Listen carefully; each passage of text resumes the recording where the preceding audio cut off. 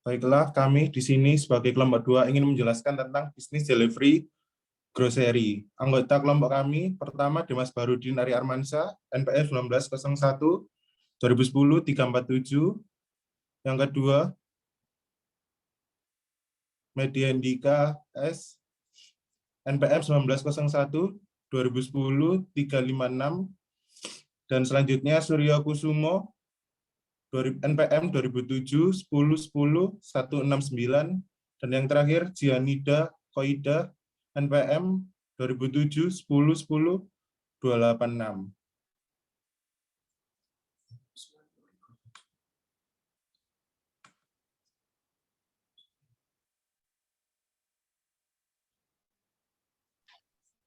Dan di sini saya akan menjelaskan gambaran umum tentang rencana usaha. Di sini ada 3, yaitu yang pertama ada profil usaha, yang kedua ada analisa usaha, yang ketiga ada analisa pasar. Yang pertama, profil usaha yang berisikan tentang latar belakang memulai usaha,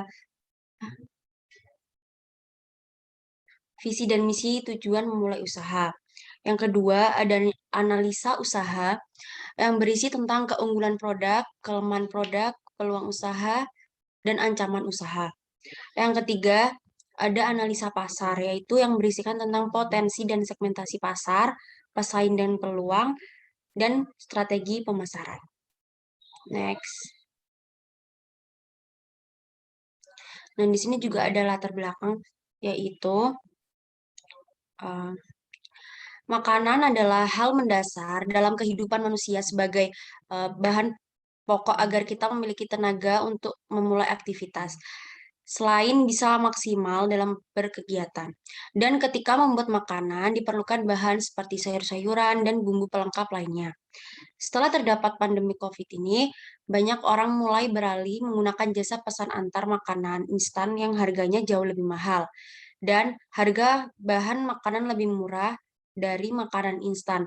Maka dari itu, kita bisa menghemat pengeluaran. Dengan bisnis ini, kami bertujuan meningkatkan minat banyak orang untuk membeli bahan makanan tanpa rasa takut untuk keluar rumah.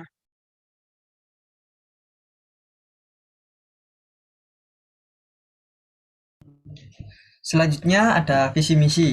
Untuk visinya, menjadikan Royal Grocery sebagai brand lifestyle terdepan di Jawa Timur dan memberikan yang terbaik bagi para konsumen. Untuk misinya, yang pertama, menyediakan sayur dan bahan baku masakan lainnya yang berkualitas. Kedua, menempatkan pelanggan sebagai prioritas. Yang ketiga, memberikan pelayanan yang maksimal dan unggul dalam pengemasan. Yang keempat, mengembalikan minat masyarakat terhadap sayuran. Next. Selanjutnya ada tujuan. Yang pertama, mendapatkan laba. Kedua, memenuhi kebutuhan bahan makanan. Ketiga, membuka lapangan pekerjaan baru. Keempat, mengembalikan minat pada sayur-sayuran.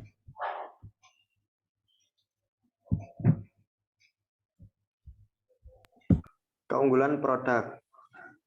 Di sini kami menjanjikan bisa menjadi lebih fresh.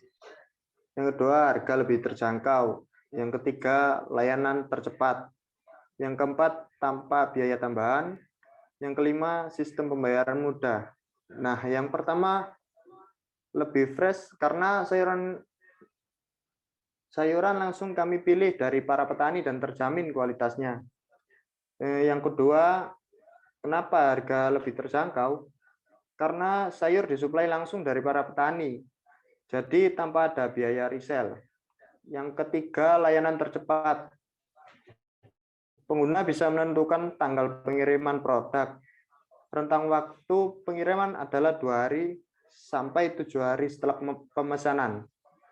Yang keempat, ongkos kirim 17.000. Pengiriman barang terbatas hanya untuk wilayah Jawa Timur. Dan yang terakhir, pembayaran untuk pembelanjaan bisa dilakukan dengan digital wallet seperti GoPay dan Dana. Kami juga menyediakan sistem COD atau bank transfer. Analisa SWOT. Yang pertama, strength atau kekuatan.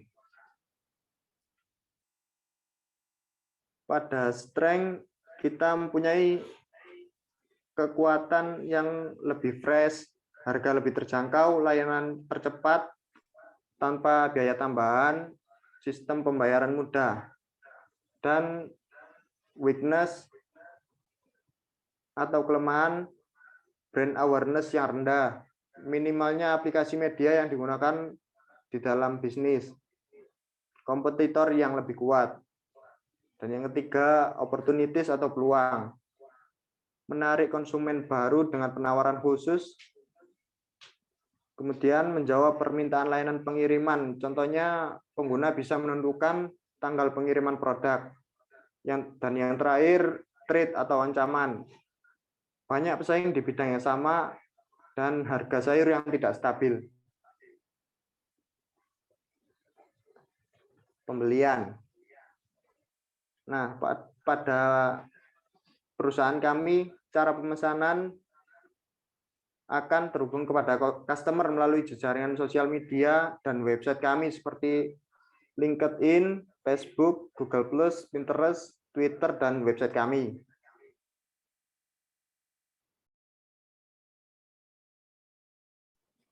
Analisa pasar. Analisa pasar kami memiliki 4 poin, yaitu yang pertama potensi pasar atau market potential. Kebutuhan akan sayur ini sangat dibutuhkan karena pasar-pasar tradisional lokasinya tidak terjamin kebersihannya dan kurangnya penerapan protokol kesehatan pada saat pandemi seperti ini. Dan harga sayur-sayuran yang masih bersaing dengan harga pasar tradisional dan lebih murah daripada supermarket. Faktor yang kedua, faktor persaingan. Ancaman persaingan berasal dari pasar-pasar tradisional dan pedagang kaki lima yang ada di sekitar wilayah kami. Akan tetapi, produk-produk bahan pokok yang kami tawarkan ini jauh lebih lengkap dan tersedia. Oleh karena itu, dalam hal persaingan pasar akan berjalan dengan baik sesuai dengan kondisi pemasaran saat ini. Namun produk kami menawarkan suatu produk dan layanan yang unggul dengan harga yang bersaing. Ketiga, pangsa pasar atau market share. Sayur merupakan kebutuhan pokok sehari-hari yang mana setiap masyarakat atau penduduk membutuhkannya. Maka telah terpilih beberapa petani yang sayurannya berkualitas tinggi dengan pelayanan dan kita menyediakan pelayanan yang memuaskan. Dengan harga yang pas, struktur penerapan harga dan laba telah ditetapkan sedemikian rupa sehingga biaya penjualan relatif rendah. Strategi pemasaran. Strategi pemasaran adalah untuk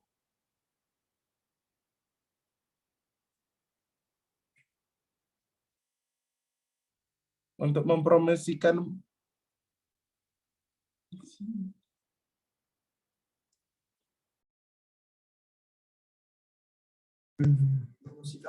strategi pemasaran kami adalah untuk meningkatkan dan mempromosikan dan mendukung fakta bahwa produk atau layanan usaha lebih unggul daripada produk bahan pokok kami.